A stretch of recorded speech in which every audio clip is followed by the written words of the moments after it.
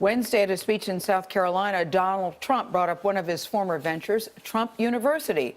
It's been the subject of increased scrutiny ever since New York's Attorney General sued Donald Trump in 2013, saying that the school was a scam. But think of it, 98% of the students have signed a document saying they love the school. And now this guy brings a lawsuit, and I say, how can I settle when everybody loved it? How can I do that? 6,700 students signed contracts with Trump University, while a number of students said they were satisfied with the value of their Trump University investment. 150 of them filed affidavits with an attorney general, and 2 class action lawsuits were filed by students demanding their money back. Those lawsuits are still ongoing, and just last week, a judge decertified part of one class action relating to Trump University, handing Donald Trump a partial victory there.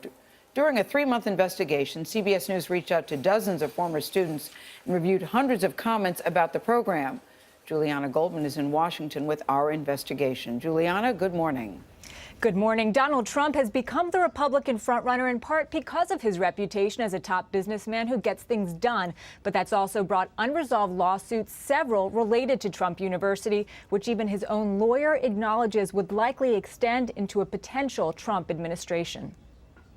Particularly, what I was really looking for was guidance in how to finance real estate transactions. In 2010, former New York City transit worker Gary Smith was unemployed and says he was desperate to make money. He saw an ad for Trump University and turned to a known brand. I thought he was like, kind of a top-notch guru of sorts, So he was the big draw for you? Yeah, definitely. Smith spent more than $35,000 on Trump University. He contacted the Attorney General of New York after he heard about its $40 million lawsuit against Trump, claiming the billionaire defrauded students and made an estimated $5 million.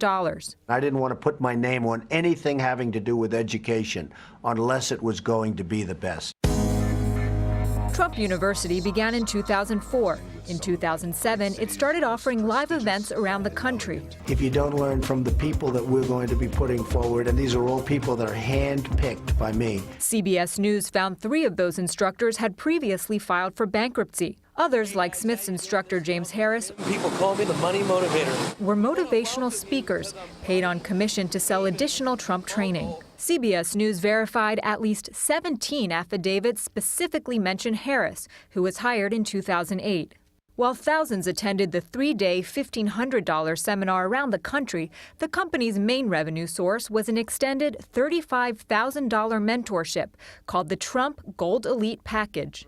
Smith and other former students told CBS News instructors urged them to increase the credit limit on their credit cards for investing and to fund their training. One former student's affidavit reads, when people said that they did not have enough money to pay for the Trump Elite programs, Mr. Harris suggested using the newly increased credit card limit. It certainly wasn't something that was encouraged or something that was implemented across the board.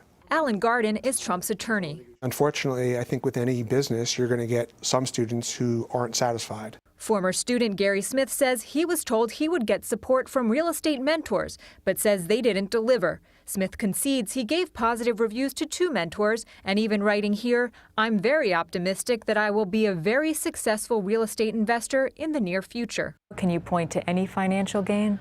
I didn't get any financial gain. It's been a big-time net loss at this point. People have to take responsibility for themselves and, and use the tools and move forward. As far as just simply, oh, Mr. Trump is rich and should refund everyone money. Trump University was not a charitable institution. An internal 2010 memo shows Trump employees acknowledged the mentorship program was too difficult for the company to fulfill, and expectations are not always realistically set or consistently met.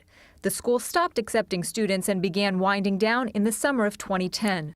At Trump University, we teach success. Trump's attorney cites surveys showing a 98% satisfaction rate. But court documents indicate that of the 6,700 students who signed up for the 3-day seminar or more, almost 40% received a refund. Garden says that number is in no way indicative of student satisfaction. He says it demonstrates Trump University's generous refund policy. We provided students with valuable resources, with online instruction, with in-person training, mentoring, seminars, substantive curriculum, and that the vast majority of students, almost all the students, got their money's worth and were satisfied. Smith says the pitch that drew him to Trump University isn't so different from the Republican frontrunner's presidential campaign. Behind that veneer is, to me, like I said, somebody that probably could care less for, the average person and, people that, he's dealing with in general. I think it's all about him. In that speech yesterday, Trump said that he had intended to give the profits from Trump University to charity. Now, a few students we spoke with said the program was worthwhile. One man in New Jersey who did not want to be named said the $35,000 he paid got him the hands-on knowledge he needed to start his own real estate business. Vanita? Juliana Goldman with our in-depth investigation. Thank you, Juliana.